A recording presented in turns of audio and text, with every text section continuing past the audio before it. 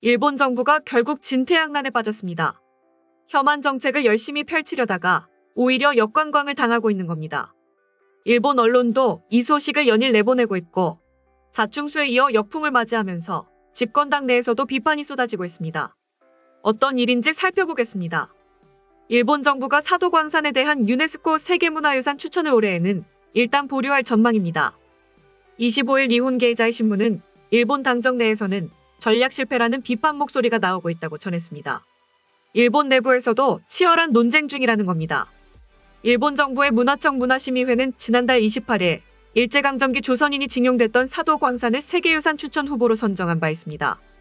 우리 정부는 즉각 반발했으며 같은 날 견종호 외교부 공공문화외교국장은 주한 일본 대사관의 추조가즈오 공보문화원장을 초치했습니다. 대변인 논평을 통해서도 매우 개탄스러우며 이를 즉각 철회할 것을 촉구한다고 밝혔습니다. 또 우리 정부는 본인의 의사에 반해 강제 노역이 이뤄진 장소가 이에 대한 충분한 서술 없이 유네스코 세계유산으로 등재되지 않도록 유네스코 등 국제사회와 함께 단호히 대응해 나갈 것이라고 강조했습니다.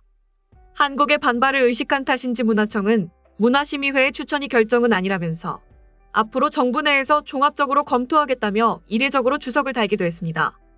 이후 현지 언론들은 일본 정부가 2023년 등재를 보류할 방침이라고 전했습니다. 25일 니케이 또한 보류 방침이라고 보도했습니다. 이어 한국의 반발뿐 아니라 과거 일본의 행동이 다시 언급되면서 보류에 더 가까워지게 됐습니다. 지난번 일본 스스로의 꾀에 빠진 것으로 세계기록문화유산으로 난징대학살이 등재된 소식을 전해드린 바 있습니다. 당시 일본 정부는 난징대학살 등재에 대해 딴죽을 걸고 나섰습니다. 중국과 견해 차이가 있다며 사무국장이 등재 결정권을 가진 제도에 대해 개혁을 주장한 것입니다. 일본의 제안으로 현재 세계기록유산 등재는 관련국의 합의가 없으면 심사에도 들어갈 수 없다는 규정이 생겼습니다. 일본은 한국이 추진하고 있는 위안부 자료 등재에도 부정적이기 때문에 이 새로운 제도에 근거한 대응을 요구하고 있습니다. 물론 난징대학살 자료가 등재된 유네스코 세계기록유산과 사도광산이 등재를 추진하고 있는 세계문화자연유산은 별개의 제도입니다. 그러나 일본은 한국이 반대하는 상황에서 추천을 강행하면 이중 기준이라는 비판을 피할 수 없습니다. 니케이는 원활히 등재할 수 없는 위험이 따른다라고 지적했습니다. 게다가 일본은 하시마섬 등재 후 약속을 지키지 않았다는 문제도 있습니다. 일본은 군함도 등재 시 한국인 강제 노역 사실을 제대로 알리겠다고 약속했으나 지키지 않았습니다. 지난해 7월 유네스코 세계유산위원회는 일본을 향해 강하게 유감을 표명한다며 이행을 촉구하는 결정문을 채택한 바 있습니다. 계속해서 니케이는 일본의 과거 대응에 약점으로 부상한다고 꼬집었습니다. 등재를 추진했다가 유네스코 세계유산위원회로부터 퇴짜를 맞을 위험도 있습니다.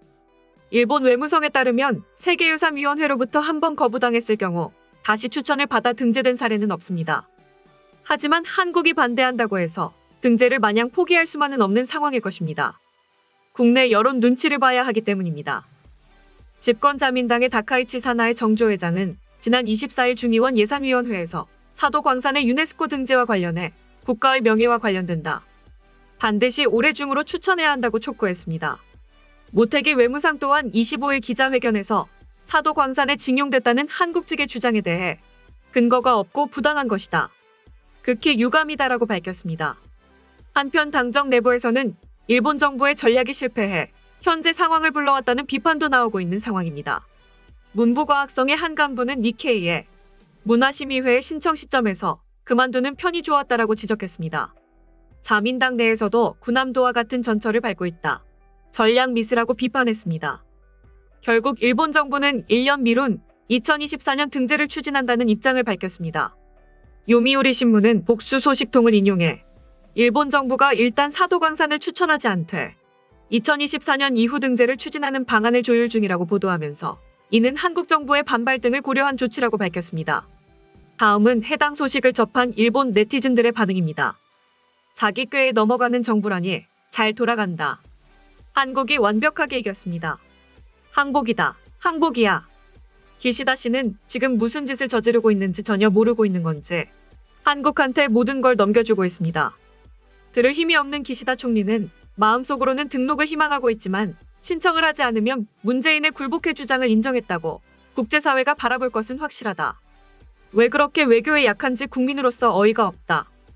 한국의 정권이 바뀌지 않아도 총리가 바뀌면 일본은 꺾일 것이라는 잘못된 메시지를 보내고 말았다.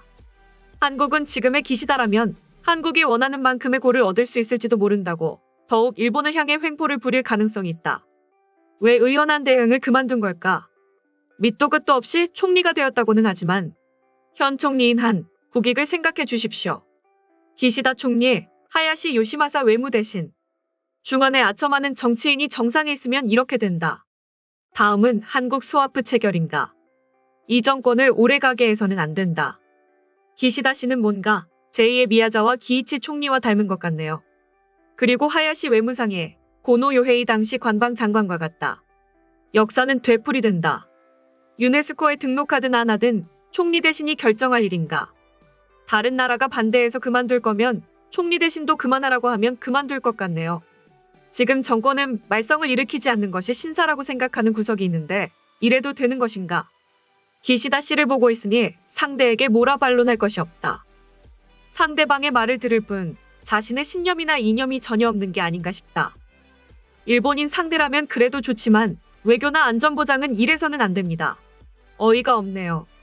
왜 사실의 근거에 반론하지 않는 것인가? 반박과 시비를 걸려는 상대에게는 전공법으로 대화하려 해도 듣지 않을 것이다. 추천을 보류한다면 당연히 만인이 납득할 만한 설명이 있어야지. 보도를 보면 그게 없고 외무성이 주춤하고 있기만 한 것처럼 보인다.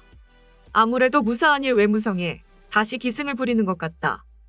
한간에서 자주 듣는데 기시다 총리는 누구의 말을 잘 듣고 있는 걸까?